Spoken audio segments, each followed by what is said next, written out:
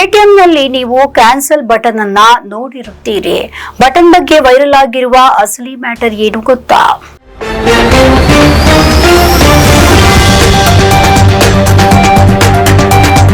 WhatsApp ಅಥವಾ Facebook ನಲ್ಲಿ ಎಟಿಎಂನಲ್ಲಿ pin ಹಾಕುವ ಮೊದಲು ಕ್ಯಾನ್ಸಲ್ ಬಟನ್ 2 ಬಾರಿ ಒತ್ತಿದ್ರೆ ಪಿನ್ ಕಳವಾಗುವುದಿಲ್ಲ ಅನ್ನೋ ಮೆಸೇಜ್ ನಿಮ್ಗೆ ಬಂದಿರಬಹುದು.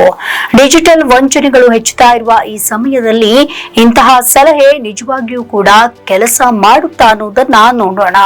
ನೀವು ಎಟಿಎಂಗೆ ಹೋಗಿ ಕಾರ್ಡ್ ಹಾಕಿ ಪಿನ್ ನಂಬರ್ ಎಂಟರ್ ಮಾಡೋಕ್ಕೂ ಮುಂಚೆ ಅಲ್ಲಿರೋ ಕ್ಯಾನ್ಸಲ್ ಬಟನ್ ಅನ್ನ 2 ಸಲ ಪ್ರೆಸ್ ಮಾಡಬೇಕು.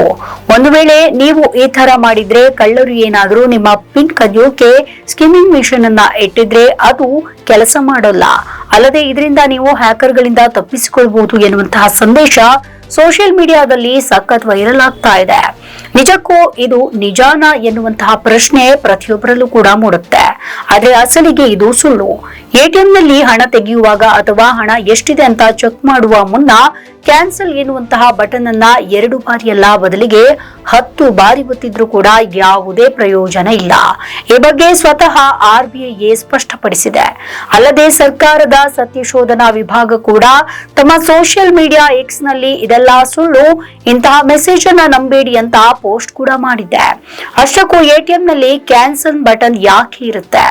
ಎಟಿಎಂ ನಲ್ಲಿ ಕ್ಯಾನ್ಸಲ್ ಬಟನ್ ನ ಕೆಲಸ ಒಂದೇ, ತಪ್ಪಾದ ಆಯ್ಕೆ ಅಥವಾ ಬೇಡವಾದ ವಹಿವಾಟನ್ನ ನಿಲ್ಲಿಸುವಂತದ್ದು. ಪಿನ್ ಕಳವು, ಹ್ಯಾಕಿಂಗ್ ಅಥವಾ ಸ್ಕೀಮಿಂಗ್ ಗೆ ಇದಕ್ಕೆ ಯಾವುದೇ ಸಂಬಂಧ ಇಲ್ಲ. RBI ಕೂಡ ಈ ಬಗ್ಗೆ ಯಾವ ಸೂಚನೆಯನ್ನ ಕೂಡ ನೀಡಿಲ್ಲ.